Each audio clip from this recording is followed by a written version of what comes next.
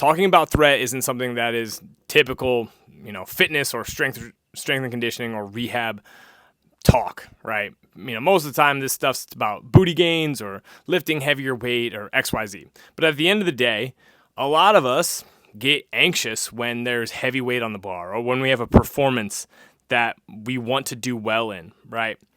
And the anxiety we feel, that energy we feel, is something that if you learn to manage, you often are going to get better at your sport, lifting heavy, XYZ.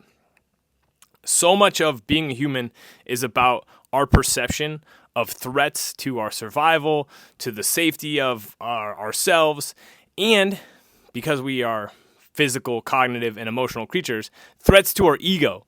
So failing something that we want to succeed in is often a threat to our ego. It's something we have to learn to manage. And that can hold people back because instead of opening themselves up to the challenge in front of them or believing that they can break through a plateau, every time you brush up against something you could potentially fail, you are, having to navigate that. And that can be very anxiety inducing, especially, again, we are complex and we have all sorts of associations with, am I good at this? What are people going to think if I don't do XYZ? Most of the time people don't care, but in our own brains, we make the thing out to be a big deal.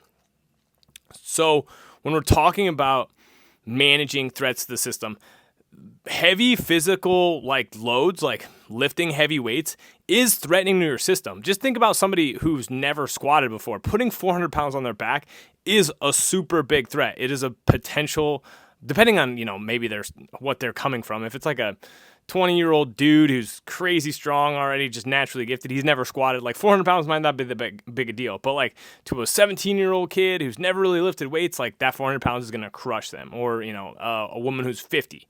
So there is threat involved in this stuff. Lifting is very safe, but contextually, there's also things that we're doing that are stressful, they're hard, they're challenging ourselves.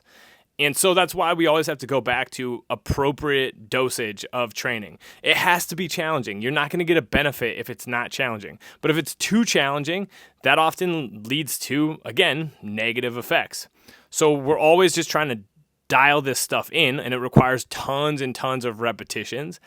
And you having a growth-oriented mindset or a curiosity-oriented mindset or this mindset that is oriented towards the process, and just realizing that some of the time you are going to brush up against a version of yourself that can't break this plateau, but you figure out how to get through that plateau by accepting the challenge, changing programming appropriately, not always tweaking things, but making little changes over time and saying to yourself, hey, I'm going to figure this out. I'm going to keep going. I know this is frustrating. The ingredients of working through anxiety, stress, all this type of stuff usually is take a step back, look at what you're trying to do. Don't be afraid of the challenge in front of you. Navigate your own physiologic needs well. So eat enough, rest enough, but also don't be afraid to step up to the challenge and see what you're made of. So much of lifting and life and training is just being okay with exposing yourself to something that's scary and showing yourself that you can get through the other side.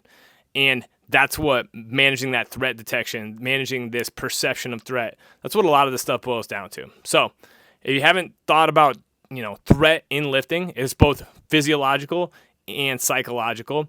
We have to manage those things. That's how we get through things and we get confidence and we build capacity, is by navigating the threats to our system. That's all I got for today. Peace.